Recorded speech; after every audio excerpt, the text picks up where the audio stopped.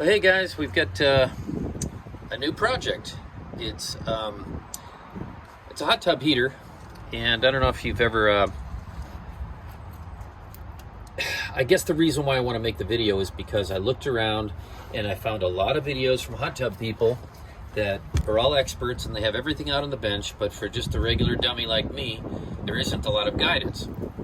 So I opened this up and I did a little troubleshooting. What I did was in order to figure out, my circuit breaker was tripping. So I had to figure out why. So the first thing I did was I disconnected this little quick disconnect. I found out this particular wire here runs to the pump on the left side over here. Okay, runs to that pump. And then this wire right here runs over to the other pump. So individually, one at a time, I took it off. I turned the circuit breaker back on, it tripped. I did that one, I took that one off, I turned it back on, it tripped. Then I unplugged the heater, and guess what? It did not trip. So, thus my problem child right here is this Balboa. It is called I think it's a T7 or an M7 or something, I don't know. But at any rate, important thing here, again, dummy homeowner. I don't do hot tub repairs all the time. Yeah, I'm a handyman in a lot of ways, but I learn, I like doing different things. I like trying different things, and I definitely like not paying somebody $600 or $800 to do something that's got $60 worth of parts. So the key on this is on the ID tag, it says how many kilowatts your heater is. Now you can buy this whole tube for about $200, or you can buy just the element that goes inside of it, and here's the two contacts for it, okay? So I am going to disconnect this out, take this out, change the element, and so that's one phase of the project. But in my life, nothing's ever simple, okay? So what I found out when I opened the panel up here on the hot tub was that I had a little bit of an issue over here. And I don't know if you can see, but well, you can see it down here. I don't know if you can see that on the camera, but that hose has got that rust on it. Inside the motor over here, I think I can get that good. I just want to make sure it's getting in there. But the motor, water has been leaking on the pump here. The seal inside here has been leaking, and it's been throwing rusty water up onto the hot tub. I don't know if you can see that line, but it's all around here, and it's everywhere in there. So there was a giant amount of crusty goo inside my pump housing there, where the pump goes into the motor, right into the armature of the motor. So I have a two-part repair. So the first part's going to be, let's get the tube out, take care of all that. Very first thing, always turn off every possible circuit breaker, every switch, every wire, every hot thing near this hot tub has to be off. There's too much dang electricity to be screwing around with it. And then I'm going to remove this motor in a little bit. So there's a little clamp here that comes out. I did it with the screwdriver already. So basically that's set to go. I got to take off this over here. There's a ground wire to that down here, and I'm just going to take that off down there. So that will kind of disassociate the motor, for lack of a better word, to the controller. So I'm going to get that done. And I'm going to go ahead and I'm going to unscrew these things. I guess you got to undo these screws.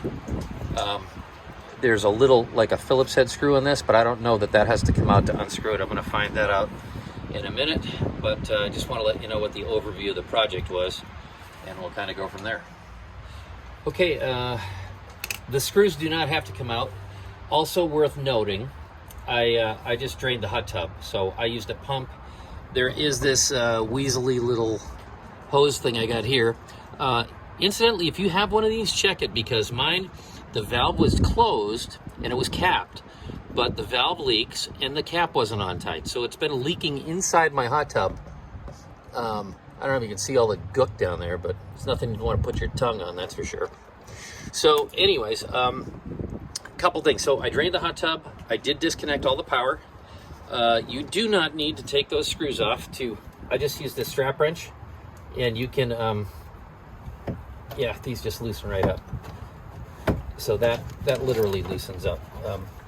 You can hear water rushing now, so I'm sure that's not a good sign. I'll put this, I will go ahead and turn this down. Put that there. And I will turn the other one off over here, just to limit the amount of water that I get on my lap. Okay, these little gate valves here. Okay, those are closed.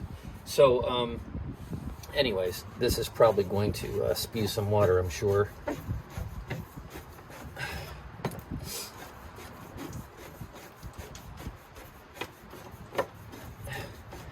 I just can't see it not spewing some water, to be honest with you. There we go. Actually, not that bad. I did get new gaskets for these. I don't know if you can see that down there, but it's got that white gasket on it. It's like a 2-inch, like a rubber gasket. So it feels pretty gross. So I'm thinking that was a good thing on my part. So anyways, get both of these off.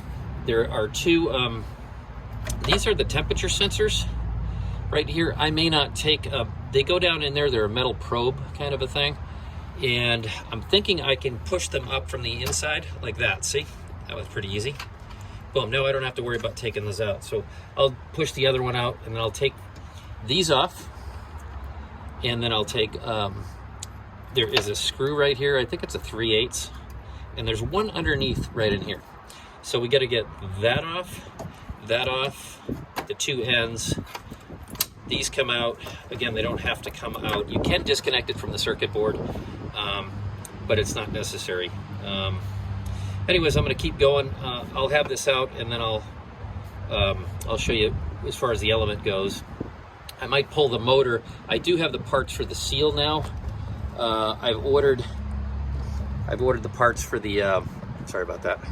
I've ordered the parts for the heating element, and that won't be here till tomorrow, so maybe I'll do the motor seal now, or the pump seal now, and then I'll wait and do the element afterwards. But I'm going to pull the element out and just have it out. So anyways, I'm going to take this out literally. I don't have to bore you too much. There's a wrench that goes under here to lock it, then one on the top. And who cares if you break it now? You're replacing the element inside anyways. And I was reading a few blogs, and apparently the only time you need to replace this casing, this $200 worth of stuff, is if there are pinholes here and you're getting leaking around it. I do have some corrosion, but I don't believe I have any leaking. I will double check that and verify. Anyways, I'll be back in a minute.